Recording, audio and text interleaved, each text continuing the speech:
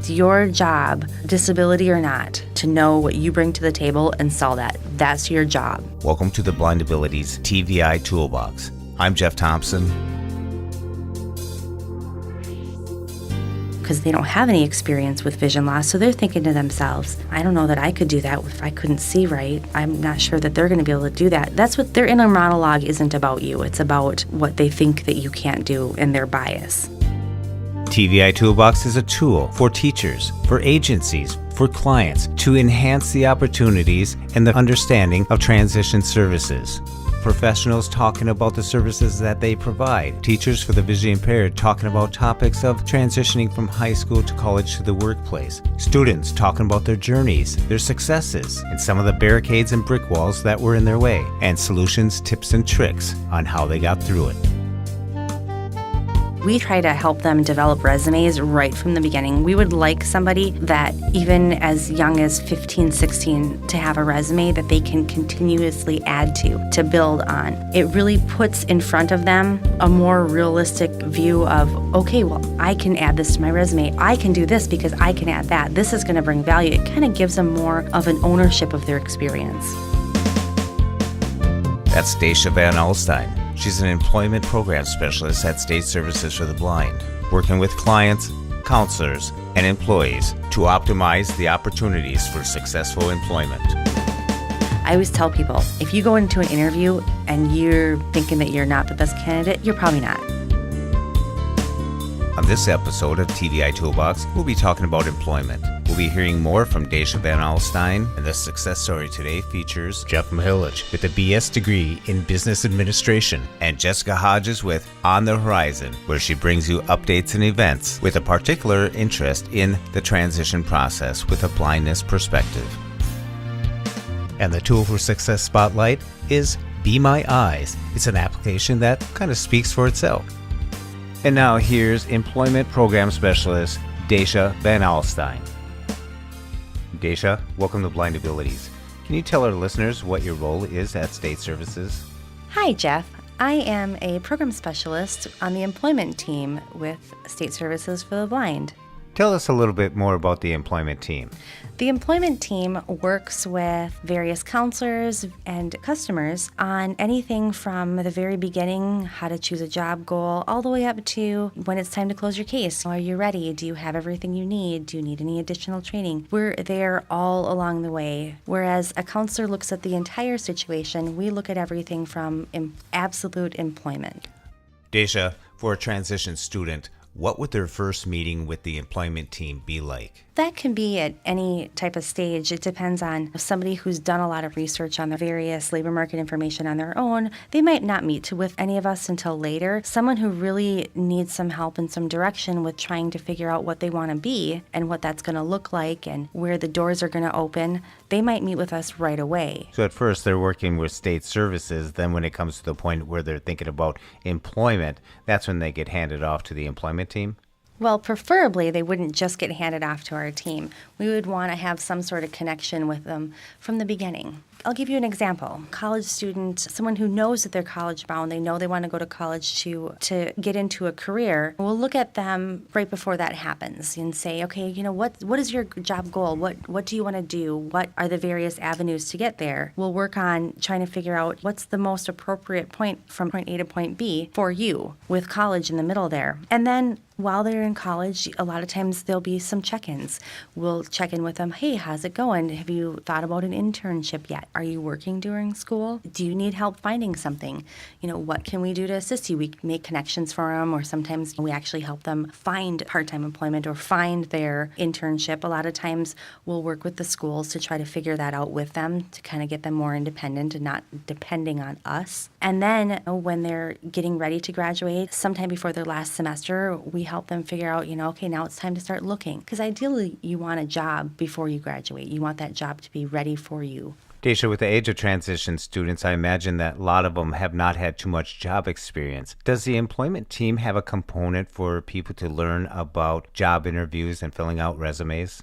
It's different for each person. That begins whenever appropriate. Some people, especially our young people, we try to help them develop resumes right from the beginning. We would like somebody that even as young as 15, 16 to have a resume that they can continuously add to build on. It really puts in front of them a more realistic view of, okay, well, I can add this to my resume. I can do this because I can add that. This is going to bring value. It kind of gives them more of an ownership of their experience. Every aspect of every case is so different. There are some people that need us to do the resume and then walk them through what we did. There's other people that we can just kind of give some guidance to, and they can do it. You know, everything is so individualized. It's wherever it's appropriate for each individual case. Oh, that's great. Daisha, there's a saying, don't judge a book by its cover. But in the employment situation and job interviews, can you tell us a little bit about first impressions?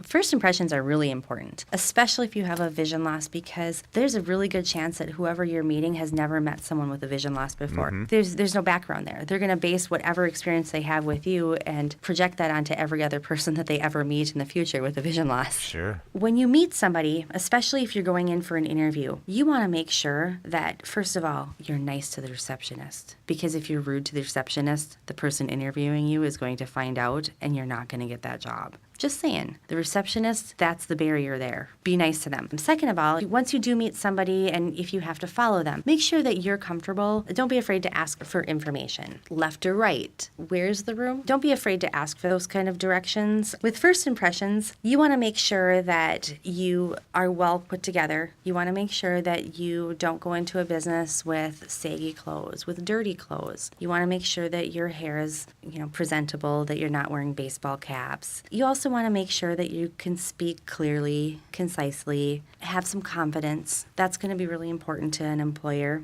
Even when you're just walking in to ask for an application, just go to the receptionist, be nice. Hi, my name is so-and-so. I was wondering if you're hiring. Can I get an application?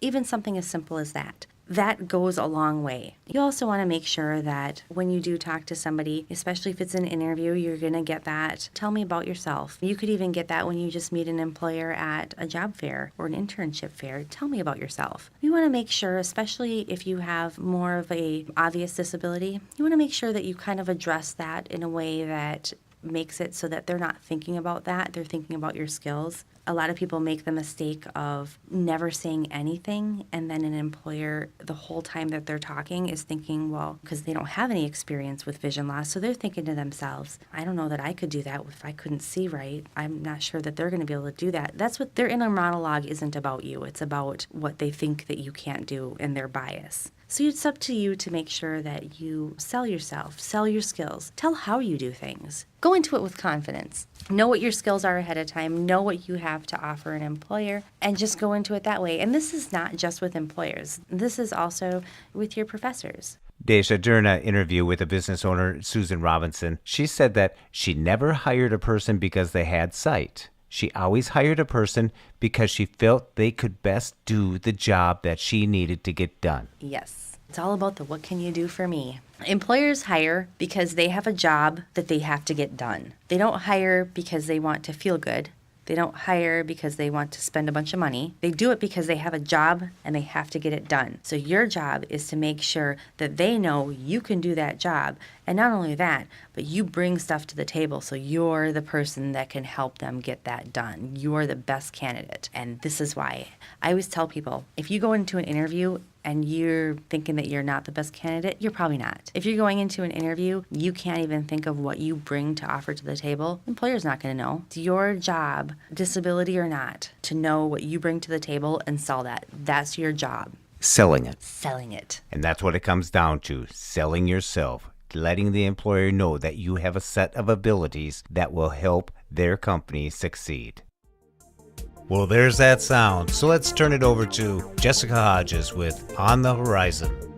Good day to you all. There are many, many lovely events coming up for us on the horizon. First of all, the National Federation of the Blind has some awesome scholarships for students, both national and statewide. To learn more about scholarships both in your state and on the national level, you can visit www.nfb.org.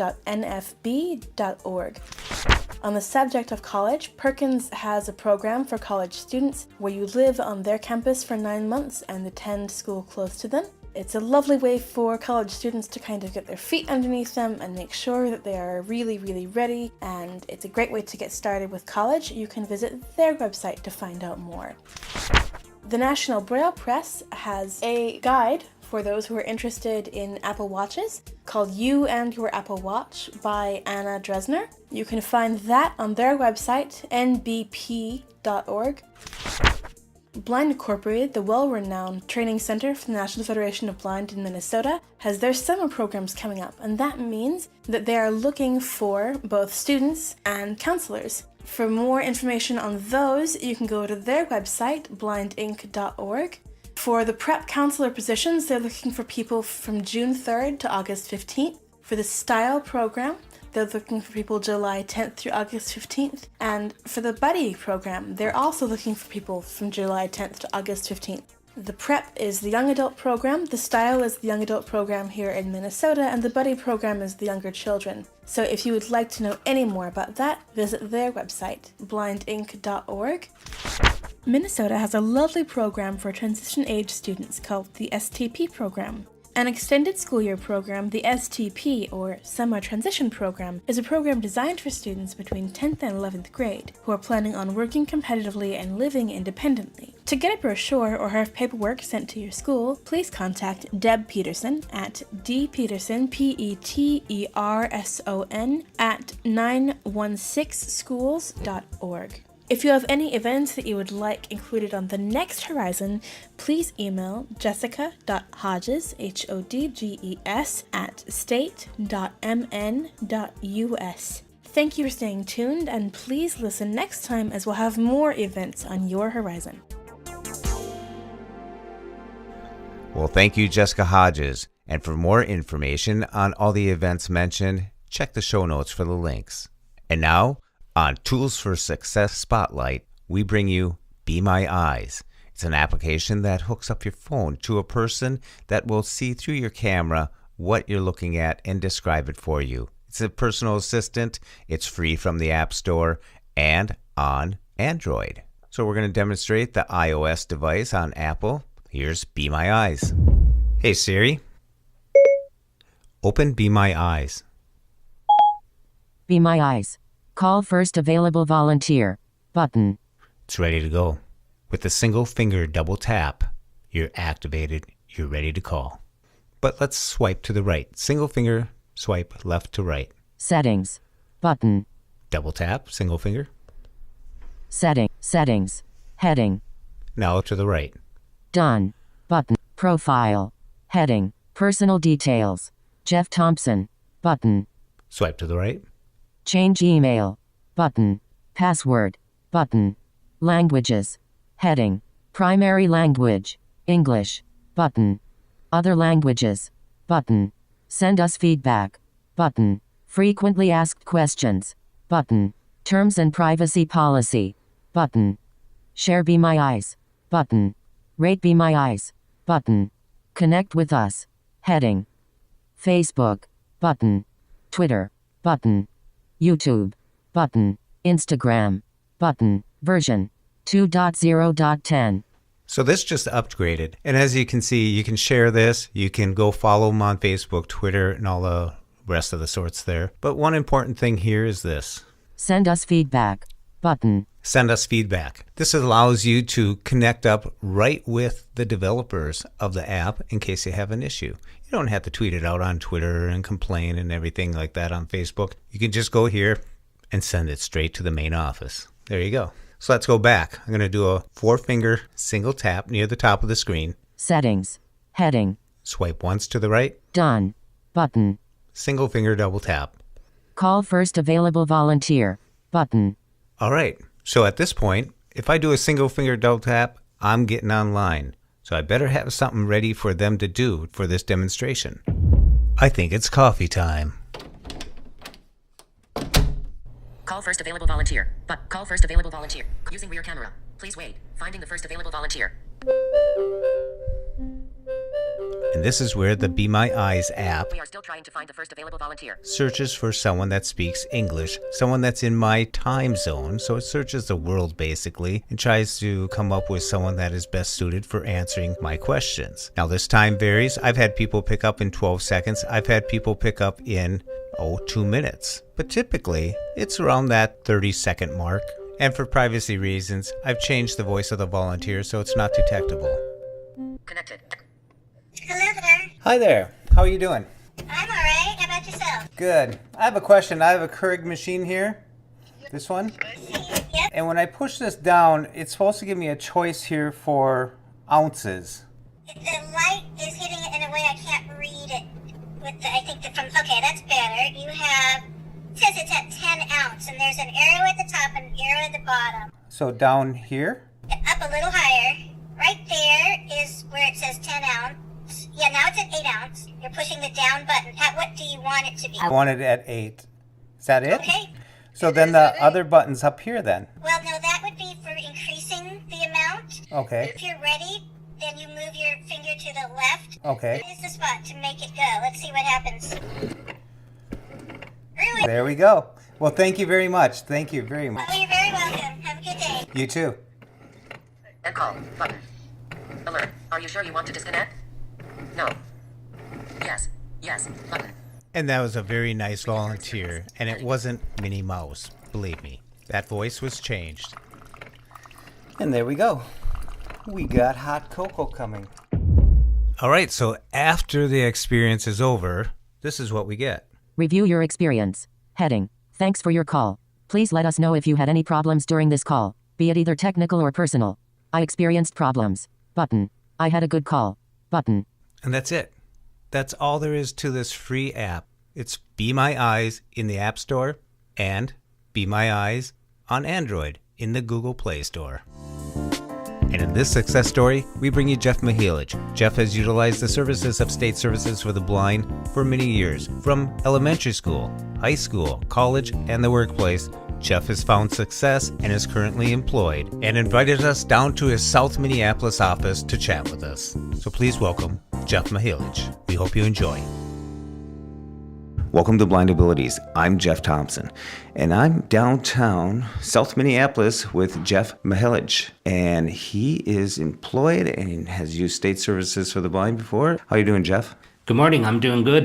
Can you tell us a little bit about your job and what you do? I am Jeff Mihiletch. I work in the SNAP Employment and Training Program, and that is about people that receive food support, SNAP benefits, which they used to call food stamps. If you are an able-bodied adult without dependents, it's mandated now that you need to be job searching. And my team does the job searching orientation classes and the case management for clients that are in that sector of the SNAP program. I was originally hired for data management. So my job is to look at all the referrals every day of new clients coming in, pull out the different data elements, who they are, nationality, when their orientation class is, location and time, and put all that in a spreadsheet. And then I take that spreadsheet, move it into a different spreadsheet so it's statistically relevant for the entire year. And that's one of my daily tasks that I do. I also have broadened my job duties a little bit. My team does an orientation class 3 times a week for new people that are coming into the SNAP ENT program. I help out here at the Sabathany Center with the Tuesday morning orientation class, so it's a chance for me to get up in front of a group and talk and move around. Helps give my coworkers a little break because they need to do that orientation class 3 times a week. And as you can imagine, it gets a little repetitive, so they were totally thrilled when I decided to volunteer myself to help out with that orientation class. So Jeff, on a daily basis, what kind of accessible devices or tools do you utilize for your job? I use JAWS extensively. I do have a little bit of vision, so I do use Zoom text sometimes, but only like for spot reading. If I can't find a formula or something in my Excel sheet with JAWS, JAWS. Primarily, though, it is JAWS, almost probably 98% of the time. How about in your personal life? Do you use a smartphone with access to it? Yeah, in my personal life, I have an iPhone 7. I use VoiceOver, a couple different voices, one for Siri, one for the voiceover functionality of it. My work, I have an iPhone for my work because the phone that is in everyone's laptops, the soft phone from Cisco, is not screen reader accessible. And so as a reasonable accommodation, my employer provides me with an iPhone for my work. So I feel kind of a little geekish because I walk around with two phones when I'm at work, my personal phone and then my work phone. That's status, isn't it? I'm glad that they were able to make that accommodation and provide the iPhone for my work phone calling. Now, Jeff, when you applied here and got the job, how did accommodations work for you, and what was that process like? The way I found the job is I have a friend of mine who is blind, who works for the county, has been with the county for almost 30 years, and he got a phone call from someone, my boss, who was looking to fill a position, a newly created position. My job did not exist before. And she specifically was looking for someone that had a vision disability. And so she reached out to my friend who is blind, works for the county, to find out what kind of accessibility barriers there are, what kind of success he has in doing his job, and what kind of barriers he has. And from that point, when he told me about the fact that she was looking for someone to fill this new job, I kind of jumped on that bandwagon and followed up with her. And long story short, after an interview, I was hired. My job is not a permanent job. It's a 2-year contract. I'm a limited duration person. And the SNAP program, the food stamp program, is federal funded. So the county writes my check, but the salary comes from the feds, from the agricultural program. So, Jeff, in your career, education, did you utilize state services for the blind? Yeah, I did. All through my education. Elementary school, I had a rehab counselor, used state services for the blind all the way through that. Through college, I went to Bemidji State University. I have a BS in Business Administration and minors in Psychology and Chemical Dependency. And state services for the blind helped me out with tuition and books and that type of thing. Great. What is transportation like for you working in South Minneapolis here? In the morning, to go into work, I take Metro Mobility because it's a relatively direct shot, although sometimes I can get to work in 10 minutes and sometimes it's 2 hours. So that's the downside of Metro Mobility. Going home at night, I do take the city bus. I have to go into downtown and transfer to an express. That's how I do transportation. Not looking forward to the winter time, I will say. Well, great.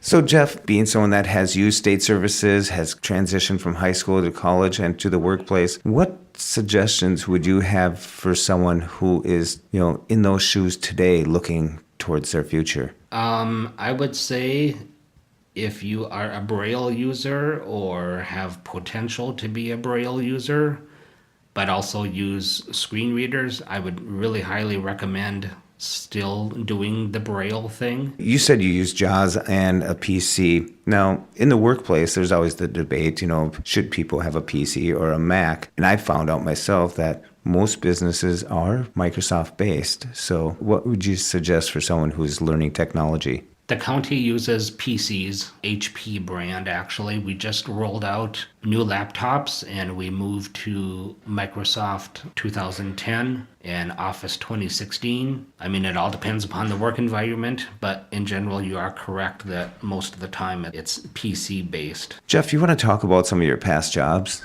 Sure. A lot of my job history is kind of broken into 2 chunks. The first chunk is social service, working with developmentally delayed adults. And then the second chunk of job history is kind of more customer service type oriented. So the first part, the social service, I kind of fell into that. I moved to Minneapolis after finishing my degree in Bemidji State University, and was really, really desperate for a job, couldn't find one, and it was to the point that I couldn't afford my apartment. And so I took a job as a live-in at a group home for developmentally delayed adults. And the second chunk is a little more customer service related. I worked at a large call center for computer hardware dispatch. So I was doing inbound calls with customers and technicians out in the field. Some other jobs I've had over the years, I had a really, really short-term gig. It was a very small commodities broker. I found the job through one of the vendors that State Services for the Blind hires. They were looking for someone to do phone work, and I was hired, given the job, but the screen reader did not work at all with their customer management web page that they had. We tried to make it work. After 6 weeks, they let me go just because it wasn't working out. I also worked for a guy who ran one of the vending stands in St. Paul, and I would fill in for him running the concession stand while he was out in the field filling vending machines. Did that for a while, and some other kind of jobs. I actually at one time was self-employed. I went to massage school, became a massage therapist, and tried to do that to make a living. It's a really, really hard field. It's very seasonal. So that's a little overview of some of my job history. Well, it seems like you're a real go-getter. Sometimes people feel insecure about going into job interviews and that process, and it can be daunting to someone who hasn't done it before. What's your experience like when you go into a job interview? What's your approach? The interview process itself, I'm a partial vision, and it's always difficult to know if I should disclose that up front or not. And so there were times in my life when I would disclose that on the phone up front, and then there were other times where I did not. And it's hard to know if disclosing it up front automatically disqualified me even before I walked in, or if walking in with a white cane and bumping against a desk or a coffee table or something would have disqualified me. It's always a big debate when you're a partial whether or not to disclose it. That was the one nice thing about my current job. My boss is aware of my vision disability, and I did not have to deal with that disclosure type thing.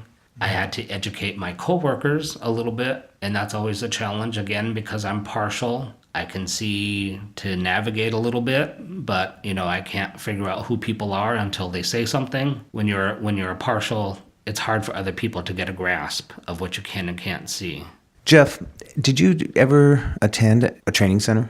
I did. When I was in 7th grade, I did a summer school thing at Faribault. As an adult, I did a couple different stints at VLR, adjustment to blindness training. The focus on both of those times where I went was JAWS and screen readers, but I also did, the cooking class, the independent living skills, worked in the wood shop, which was a really eye-opening experience, so to speak.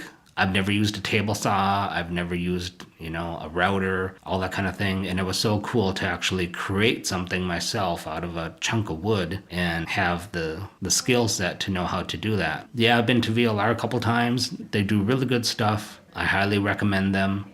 And they were the ones, the second time through, they were the ones that got me to JAWS. Because before, I would really try to use Zoom text as much as I could, and it was just causing headaches and back strain because I was leaning forward too much. And so the second time I went through, I said, I really want to get to the point where I can phase out magnification and just use JAWS exclusively. And they got me to that point where I can use it exclusively and functionally. Yeah, the adjustment to blindness training centers were very helpful. That's Vision Loss Resource on Franklin and Lyndale down in Minneapolis. Well, I want to thank you for coming on to Blind Abilities and sharing your story, your journey.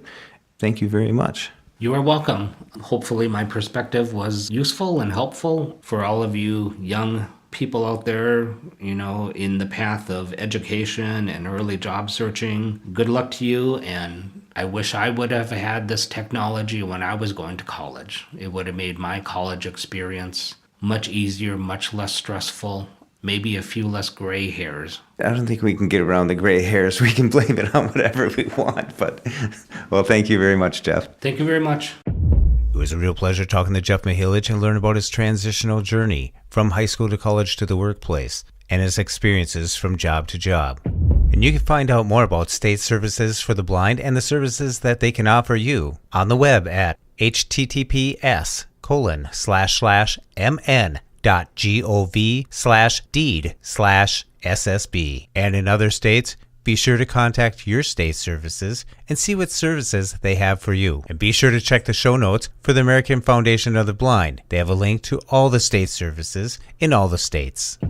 Stay tuned next month when we bring you episode 3 of TVI Toolbox. And a big thank you goes out to Chichow for his beautiful music that we use throughout the podcast. Thank you, Chichow. You can follow Chichow on Twitter at LChichow. Thanks for listening. We hope you enjoyed. And until next time, bye-bye.